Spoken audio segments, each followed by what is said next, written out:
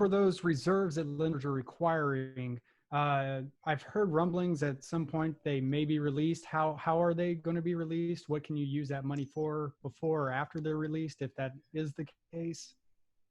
Depends. No, I'll We get elaborate to a the little heart bit. of the issue here on the Yeah. M-Free Show. Depends.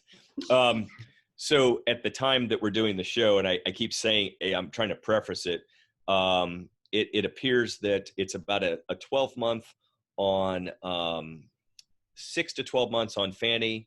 It is anywhere from 6 to 18, I think, on small balance Freddie.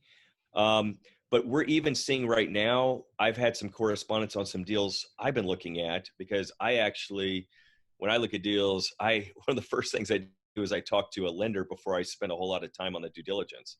I want to know if it even makes sense to go after it. And even though today I'm looking at what the lender says, I can't lock in for 90 days, but at least I have an idea.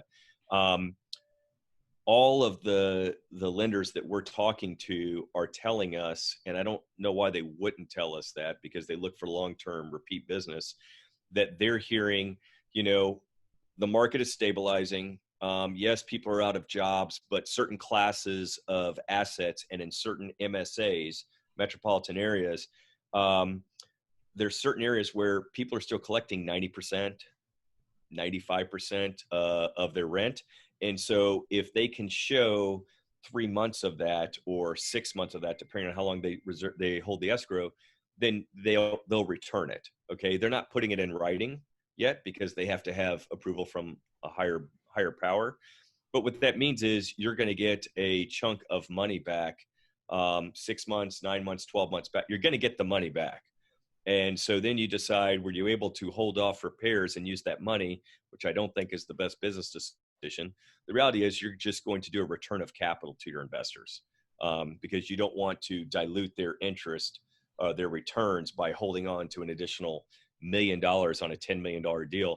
Many times what happens is the escrow reserve is about 10% more of your initial capital raise. So if you're raising $3 million, it's about 300,000. There are exceptions to everything. Taxes, insurance could change, but as a ballpark, if you're doing it, we've seen clients and we underwrite, it's about a 10% increase above what you thought you had to raise for capital. And that has a dramatic effect on your ROI the first 2 years.